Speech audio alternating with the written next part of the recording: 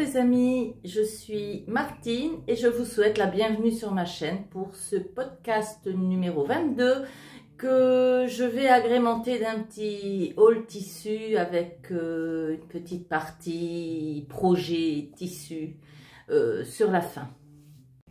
Il n'y a pas énormément de réalisations sur ce bilan couture, dans la mesure où au mois de septembre, je suis partie une dizaine de jours en vacances, donc ce sont 10 jours où je n'ai pas cousu. Ça réduit le nombre de réalisations, évidemment. Donc ce que je vais vous présenter aujourd'hui, ce sont un pull à col roulé, 2 jupes, une robe et un petit déguisement de fantôme pour mon petit-fils, le dernier, mon petit Thibaut. Pour Halloween, Halloween arrive. La première réalisation, c'est un pull à col roulé, le pull à col roulé sage qui est extrait de La Maison Victor là. Je vous mets ici le dessin technique. Et comme vous pouvez voir, c'est un pull à col roulé, mais vraiment tout simple, qui se bâtit exactement comme un t-shirt. La Maison Victor, si vous ne voyez pas, c'est celui de septembre-octobre 2022. Alors voilà, je vous montre la pièce. Voilà, je l'ai réalisé dans un tissu dont je connais pas la matière. Je dirais que bon, c'est une matière, j'en sais rien.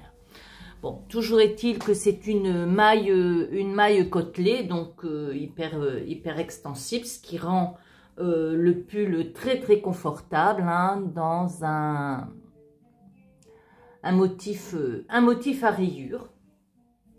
Alors, je n'avais pas suffisamment de tissu, c'était un petit bout, pour faire les manches, mais j'ai fait un raccord. Bon, j'ai essayé que le raccord corresponde avec les dessins pour que dans la vue d'ensemble, ça ne se voit pas trop qu'il y en ait un. Et puis bon, ma foi, si on pose les yeux dessus, ça fait pas moche non plus. Ça fait un poignet de manche un petit peu grand et puis c'est tout. Pour la réalisation, j'ai fait les ourlets au fil, un double rentré au fil Serraflex pour avoir une petite élasticité. Le col roulé, ma foi, il se pose exactement comme une bande d'encolure sur un t-shirt. La différence, c'est qu'il est beaucoup plus large, évidemment. Donc, aucune difficulté pour ce petit pull. Est-ce que, je ne sais pas, bon, si vous vous souvenez, peut-être pas, ça n'a pas d'importance. Dans mon dernier bilan, je vous parlais d'un pantalon en lin dont j'aimais pas trop la couleur. Et puis, pour finir, il est exactement de la même couleur que ce rose-là qui est en bas des rayures. Et bien, ce qui fait que je les mets ensemble et puis ça fait un chouette combo que j'aime beaucoup.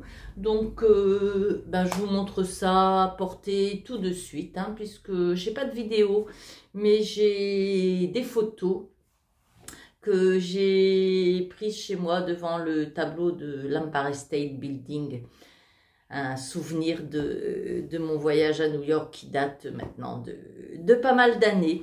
Donc c'est pas le vrai Empire State parce que de toute façon on n'aurait pas pu le voir en entier, mais bon, Odile, tu as un petit aperçu de New York. Allez, je vous montre ça.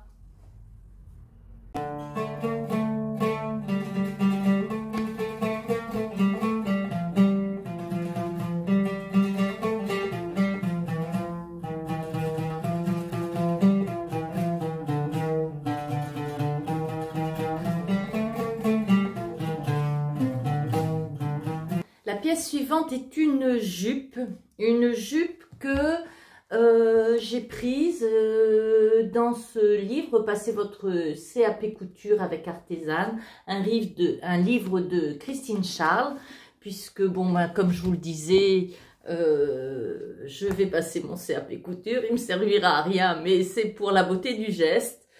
Et comment dire, bah, j'y travaille quand même, hein, il faut faire les choses sérieusement. Quand on décide de faire quelque chose, on fait ça sérieusement. Donc voilà, je me suis exercée à faire le modèle du mois de septembre, hein, puisqu'il y a un modèle pour chaque mois. Donc le modèle du mois de septembre était la jupe Ambrosia. Je vous montre là le dessin technique. Donc c'est une jupe qui est, ben, ma foi, relativement simple, avec un empiècement devant, deux empiècements dos, un pli creux sur le devant, une fermeture invisible à l'arrière. Et puis voilà. Bon, l'empiècement est doublé, évidemment, et rabattu à la main. Donc, bon, a priori, comme ça, il n'y a pas beaucoup de difficultés. Mais, comme je veux passer mon CAP sérieusement et que bah, le but du jeu, quand même, c'est la rigueur et la précision, ce qui n'est pas ma qualité première. Hein. Moi, je couds vite, mais je couds un petit peu... Ouais, enfin, je mesure pas. Là, j'ai mesuré. J'ai tout mesuré. J'ai fait exactement comme il disait, en vérifiant le droit fil, en mesurant par rapport à la lisière, en vérifiant les valeurs de couture. Alors, il faut savoir que pour le CAP, et selon le vêtement, les valeurs de couture diffèrent. Sur sur les côtés, on a 1 cm. Au dos, comme il y a la pose de la fermeture, on a 1,5 cm. Ce qu'ils appellent le coulissage, c'est-à-dire la couture du haut, on a 0,7 cm. Et pour l'ourlage, puisque j'apprends les mots techniques, on a 3 cm. Ben là, j'ai pas respecté les 3 cm parce que, bon, c'était un modèle court. Et puis moi, je mets pas de modèle court. Hein, je vais pas mettre de mini-jupe. Donc, voilà. J'ai essayé de faire... Ben, c'est pas si facile de faire exactement comme il faut. Déjà, je devais vérifier que il est où ce pli? On ne voit pas bien. Là, voilà. La jonction devait être parfaite. Et puis bon, il y a 5 mm, 5 mm d'écart. Bon, ça a bougé à la couture. Pareil pour la fermeture, vous voyez, elle est un petit peu basse par rapport à la tirette. C'est parce que il était marqué, mais je l'ai relu qu'après. Voilà. À la première lecture, j'ai pas vu. Il était marqué qu'il fallait mettre la fermeture à 5 mm de la ligne de taille. Mais moi, ce que j'ai mis à 5 mm de la ligne de taille, c'est le bout du ruban et c'est pas la tirette. Donc, ça fait un peu bas.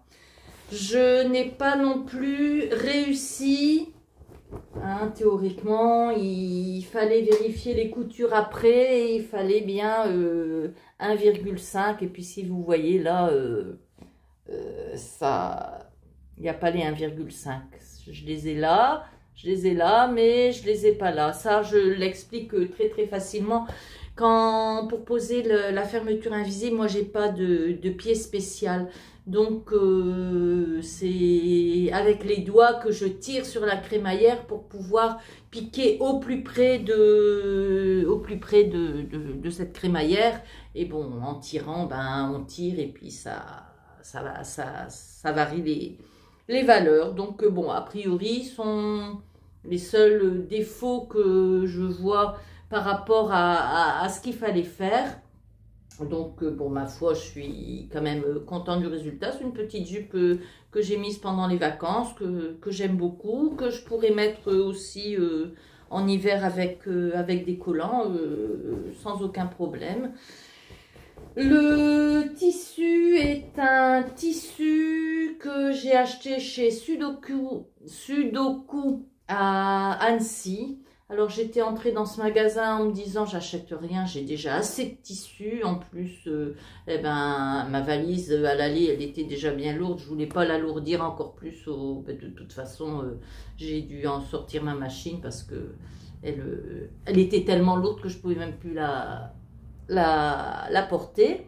Donc, ben je l'ai acheté quand même, hein. J'ai beaucoup aimé, puis j'ai acheté. C'est un coton, un velours de coton Milleray. Je sais pas si vous voyez bien les Milleray. Si je le mets à la lumière, vous verrez peut-être mieux. Regardez, là, on les aperçoit un peu, surtout sur les motifs rose clair. Donc voilà, c'est une petite jupe que j'ai bien aimée. J'ai quand même eu une difficulté, c'est de rabattre à la main tout l'empiècement devant et dos, hein, ça se fait à la main. Donc c'est une belle finition, mais je trouve que ça frisote un peu, comme si l'empiècement intérieur était légèrement plus grand. Enfin, j'ai eu du mal. J'ai eu du mal à le placer et à le remettre bien. J'en ai fait une autre que je vais vous montrer là et j'ai encore eu plus de mal. Elle est moins réussie. C'est marrant, hein, la deuxième moins réussie que la première, mais bon. C'est comme ça. En tout cas, je vous montre celle-ci portée. Alors là, on est à Marseille, hein, c'est pendant les vacances. Je l'ai bien portée pendant les vacances. Donc, voilà. Je vous montre ça tout de suite.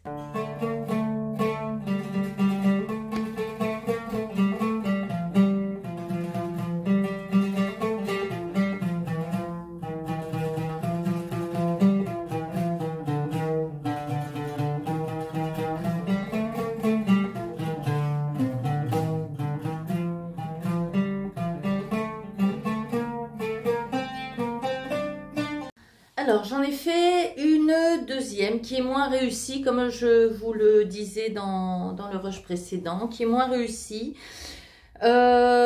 Pourquoi est-ce qu'elle est moins réussie? Parce que j'ai fait la variante, j'ai été moins rigoureuse sur la gamme de montage, sur les mesures. Il y a une partie de la gamme de montage que j'ai pas comprise, donc j'ai fait à ma mode. Et en fin de compte, j'ai zappé une étape, hein. Les gammes de montage, pour le CAP, il faut suivre les gammes de montage industrielles. C'est assez particulier. Il faudra que je m'y habitue tout au long de l'année scolaire pour être complètement familiarisée au mois de juin. Je vous montre là ce que c'est. Heureusement, dans le livre, on a des encadrés roses avec une traduction un peu de ce qu'il faut faire enfin, sans que ce soit aussi sommaire, quoi, avec plus d'explications, donc ça aide, mais bon, après, les schémas devront être clairs, hein. Je pense que quand j'y serai vraiment habituée, les schémas seront clairs. Donc voilà, j'ai fait la deuxième jupe avec la variante plissée dans un tartan. Alors, elle comporte beaucoup plus de défauts. D'abord, je vous parle du tissu, hein. Le tartan, c'est un sergé de polyester que j'ai acheté à Lille au magasin Rue Nationale, hein, les coupons de Saint-Pierre. Donc, c'est un coupon de 3 mètres que j'ai acheté. Avec le reste, je suis en train de me faire une veste qui est restée en plan parce qu'il y a un truc que je ne comprends pas. Il faut que j'envoie un mail pour avoir des explications. Donc, vous la verrez dans, dans le prochain bilan. Bon, revenons à cette jupe dans ce tartan. J'ai beaucoup mieux réussi la fermeture éclair. Les raccords, j'ai eu du mal. Alors, puis c'était trop tard. Une fois que c'est coupé, hein. En fin de compte, quand j'ai plié mon tissu en deux, eh ben, j'ai bien fait attention au raccord sur le dessus, mais en dessous, c'était pas tout à fait raccordé, ça a bougé un peu.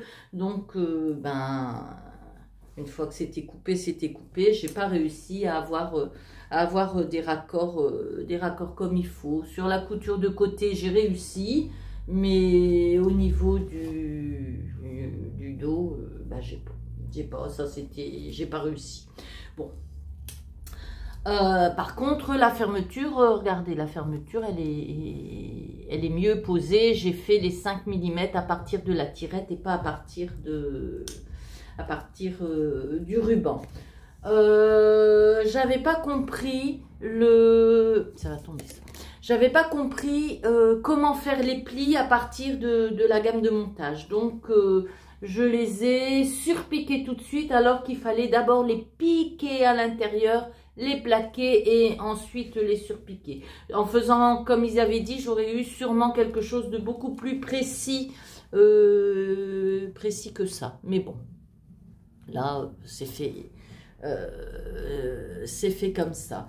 Et l'autre défaut qu'elle a, je vous en parlais déjà sur la première, et ben j'ai eu énormément de mal à placer comme il faut l'empiècement dessous, et puis ça frisote quoi. C'est comme s'il était plus grand. J'ai l'impression qu'il est plus grand que...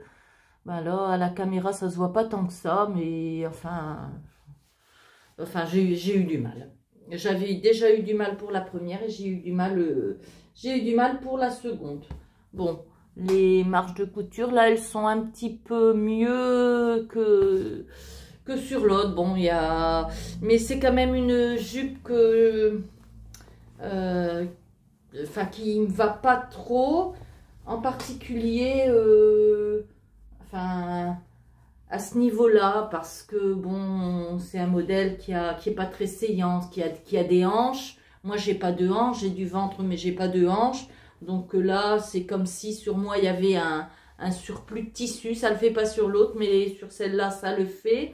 En plus, c'est pas très saillant parce que les plis sont sur le devant. Donc, on a une belle ampleur sur le devant, un joli mouvement quand on marche. Mais comme l'arrière n'est pas plissé, eh ben, ça fait, je sais pas, ça fait un drôle d'effet.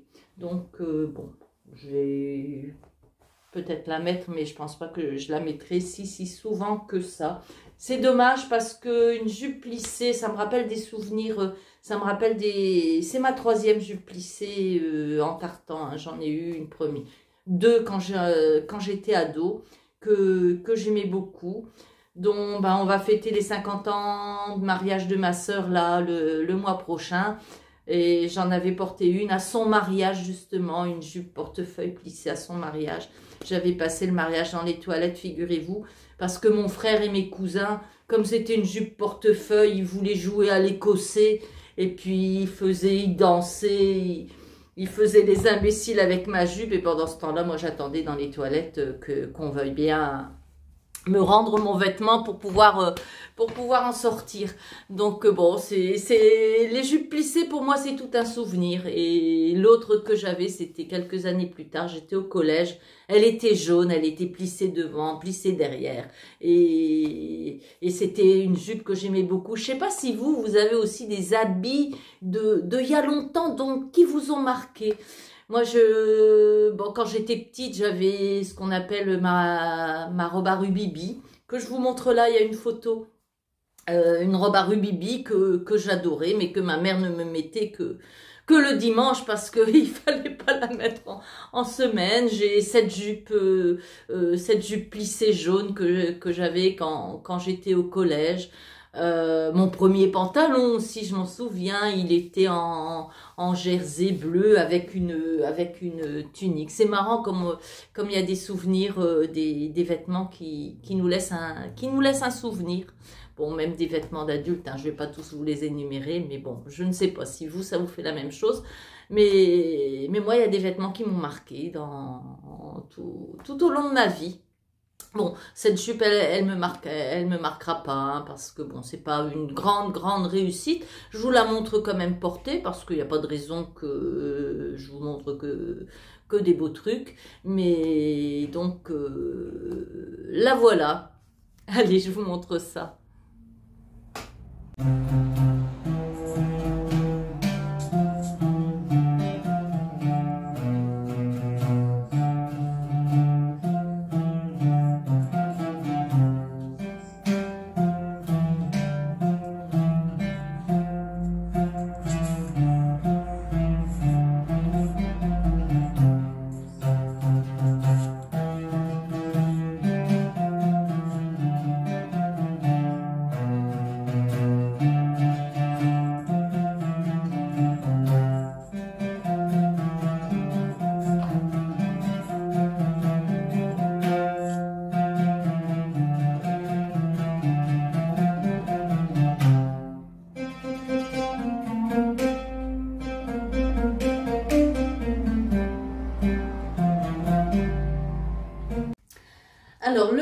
suivant est mieux réussi à mon goût, hein. C'est une robe, voilà. C'est la robe Sarah, je vais me rapprocher comme ça, vous m'entendrez sans doute mieux du fait que j'ai pas de micro. Donc c'est la robe Sarah de Anna Rose Pattern. Alors elle est réalisée dans du beau tissu, une dentelle que j'ai achetée chez Sotissu et une viscose assez lourde que j'ai aussi acheté chez Sotissu. Je ne les ai pas achetés en même temps. J'ai d'abord acheté la viscose et j'ai mis pas mal de temps à trouver le haut, le tissu du haut. Et puis bon, je trouve que quand j'ai vu cette dentelle, je me suis dit, oh, au niveau de la couleur, bon, quand c'est en ligne, on ne voit pas toujours bien les couleurs. Je me suis dit, au niveau de la couleur, ça devrait le faire. Et puis quand j'ai reçu Banco, ça le faisait. Donc voilà, j'ai décidé de faire cette robe dans ces deux tissus-là. Vous voyez que c'est quand même un modèle très très habillé. C'est ma tenue pour la cérémonie de l'anniversaire de mariage de ma sœur, hein, qui aura lieu en novembre. Donc c'est une robe habillée. C'est pas une robe que je pourrais, je pense, remettre au quotidien. Je la remettrai peut-être à Noël. Mais bon, c'est pas une robe que je porterai souvent. Pourtant, je la trouve très très belle. Donc, il s'agit, je vous mets là le dessin technique, il s'agit de la robe Sarah de Anna Rose Pattern. C'est un top ou une robe au choix qu'on peut faire avec la version avec un, oui, comme un dessus, ou alors on peut la faire directement sans partie au-dessus. Elle n'est pas très très difficile à faire, enfin c'est bien expliqué. J'ai beaucoup plus de... Je suis en train là avec le reste du tartan de faire la veste Diane aussi de Anna Rose Pattern. Et puis au niveau de l'enforme du bas, je comprends rien, j'arrive pas. Donc il va falloir que j'ai laissé et je vais m'y remettre et puis on verra. Et puis si ça va pas, je finirai par envoyer ce mail à Anna Rose.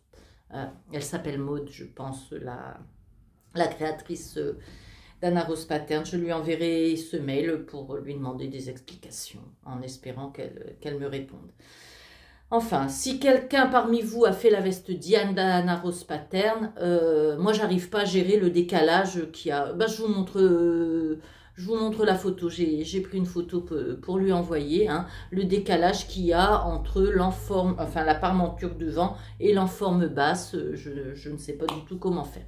Je vous montre la photo. Si jamais il y a quelqu'un qui peut m'aider, c'est le bienvenu. Bon, je reviens à ma robe Sarah. Alors, comment... Bon, c'est pas très très difficile, elle n'est pas très très difficile à faire, hein. J'ai décidé de ne pas faire d'ourlet, de découper la dentelle de façon à avoir quelque chose d'un peu sinueux, on va dire.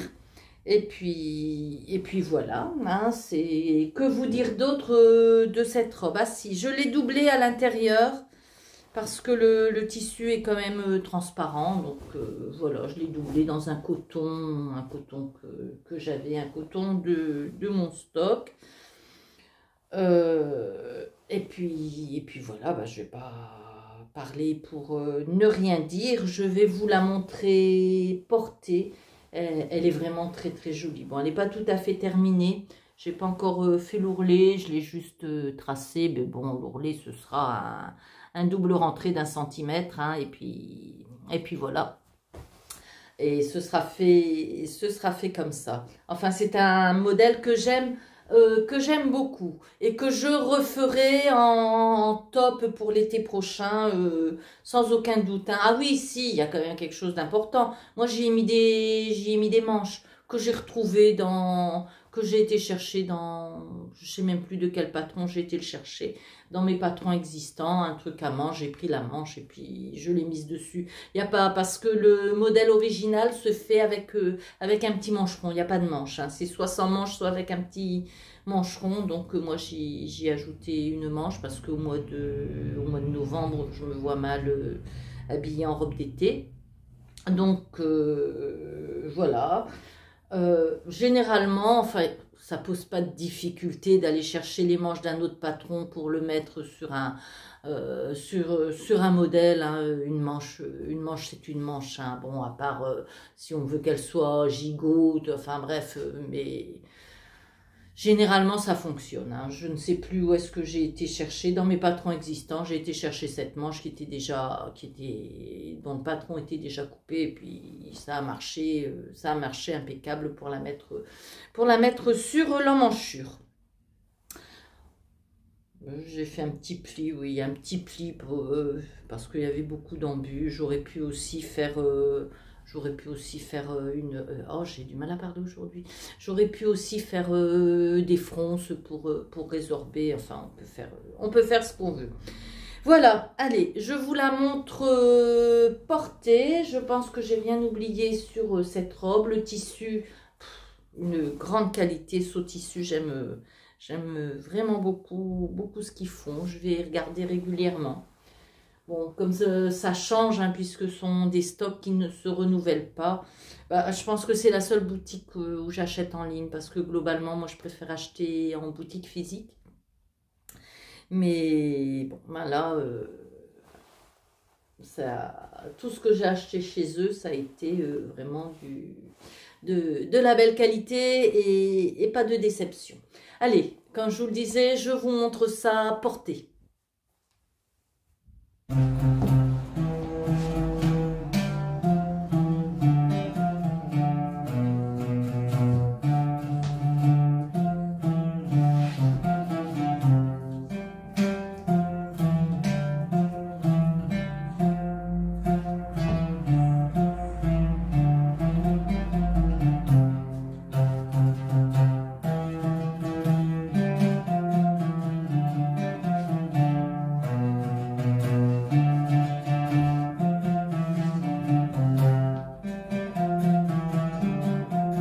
Ouh.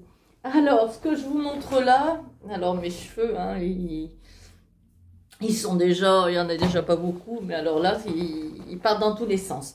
Alors, ce que je vous montre là, c'est le déguisement d'Halloween de Thibaut, mon petit-fils, le dernier, qui voulait un déguisement de fantôme. Donc, pour le faire, eh ben, j'ai fait à partir d'une casquette. J'ai pris une casquette de mon fils, et puis j'ai dessiné les six triangles, et puis j'ai continué jusqu'en bas. Après essayage, je lui ai fait des yeux. Alors les yeux, ils sont grands. J'ai coupé un petit rond, mais quand j'ai voulu faire le zigzag autour, eh ben, j'ai l'impression que ça agrandit le rond. Et sur les côtés, j'ai quand même fait des fentes pour qu'il puisse passer ses bras et porter son petit paquet de bonbons, hein, parce que c'est quand même ça le but du jeu. Donc voilà, c'est lui qui a demandé un déguisement de fantôme. Ça m'a arrangé parce que je trouve que c'était pas difficile à faire. Donc allez, je vais pas m'apesantir là-dessus, je vous l'ai montré. Bon, j'ai pas de photo portée de ça, mais bon, on peut très bien imaginer la chose. Voilà. Alors, je voudrais continuer avec oui, hall ou un patron, une association, pas patron tissu. Mais avant de faire ça, je voulais vous parler d'une boutique que j'ai découverte à l'île Fives, et qui s'appelle Diffuse Stock, et que j'ai beaucoup aimé. Alors, c'est pas une chaîne, c'est une boutique indépendante, c'est pas très très grand, mais quand même, il y avait un choix de tissus assez impressionnant. La dame était charmante, Elle connaissait ses tissus, elle pouvait nous dire ce que c'était. Moi, je lui ai dit, je voudrais un tissu pour un manteau. Elle m'a dit, c'est là. Je voudrais un tissu pour ci, c'est là. Enfin bref, vraiment charmante et très très compétente. Donc, je tenais à le préciser. Bon, je sais qu'il y a parmi vous nombre de dames qui pourront pas aller à cette boutique parce qu'elles sont pas de la région. Mais il y en a quand même de la région. Donc, je vous mets là sa petite carte. C'est une boutique à l'île Five, rue Pierre-le-Grand, accessible en métro. Donc, si vous êtes de la région de l'île et des environs, ben, allez-y, ça vaut vraiment le coup. Bien, allez, je vous montre donc les tissus que j'ai achetés pour vous dire ce que je veux en faire. Alors, je les ai posés là-bas, je vais aller les chercher. D'abord, vous avez vu ma petite robe. Bon, il va falloir un manteau avec, donc j'ai acheté ce lainage Prince de Galles. Pour me faire mon manteau d'hiver. Donc ce manteau, pour le faire, je vous mets là la photo. J'ai choisi un modèle de couture actuelle, mais la version espagnole, Patrones, donc du dernier. Donc qui n'est pas encore paru sur couture actuelle puisqu'il y a 3 mois de décalage entre la parution espagnole et la parution couture actuelle en français. Et donc, je vais faire ce manteau-là dans ce lainage Prince de Galles que je trouve très très joli, évidemment. Autrement, je ne l'aurais pas acheté. Donc, voilà, pour le manteau, allez, je mets ça par terre et je vais chercher celui-là. Alors, là, c'est pour faire le pantalon de mon mari, toujours pour la fête de ma soeur, parce que c'est un sergé de coton bleu marine. Tout simplement parce qu'il n'a que des jeans. Bon, je ne sais pas encore quel pantalon je vais faire avec ça. Il est extensible, pas trop, mais un petit peu quand même. Donc, parfait, hein, dans le sens de la laisse, pas dans le sens du droit fil. Donc voilà, je vais lui faire son pantalon. Ce sera quand même plus habillé en bleu marine qu'en couleur jean, même si globalement le tissu est le même, hein, c'est un sergé de coton assez épais, stretch, mais comme ça il va le remettre, quoi. C'est le genre de tissu qu'il porte et puis comme ça il va le remettre. Donc voilà pour le pantalon de mon mari. Je vais tout rapprocher. Alors, ce qui suit, c'est pour ma belle-fille. Alors, c'est une suédine, une très très belle suédine, bien épaisse, bien extensible. Alors que je vous montre d'un vert. Regardez comment elle est bien extensible. Elle va avoir une robe très très confortable. Et comment dire, alors cette suédine, j'ai oublié les prix, je peux pas vous le dire, j'ai oublié les prix. Enfin, en tout cas, dans cette boutique, c'était tout à fait raisonnable, hein, tout à fait raisonnable. Bon, je pense que le tissu le plus cher que j'ai acheté, il devait faire 15 € et c'est le lainage pour... il devait faire... oui, c'était le lainage pour mon manteau. Donc voilà, cette suédine, dans cette suédine, je vais faire la robe Belladone d'Irendo. Ma belle-fille aime beaucoup les modèles de d'Irendo. Et donc là, elle a choisi la robe Belladone. Et c'est pareil, c'est une robe qui a le dos découvert. Elle va pas pouvoir être dehors avec ça. Donc elle a aussi acheté une laine bouillie noire pour que je lui fasse une veste, hein, regardez la laine bouillie noire, pour que je lui fasse une veste genre boléro à mettre au-dessus de sa robe Belladone. Et elle a acheté aussi, puisqu'il y a des petits reflets verts dedans pour aller avec sa robe, un galon qu'elle voudrait avoir tout autour de l'encolure et en bas des manches.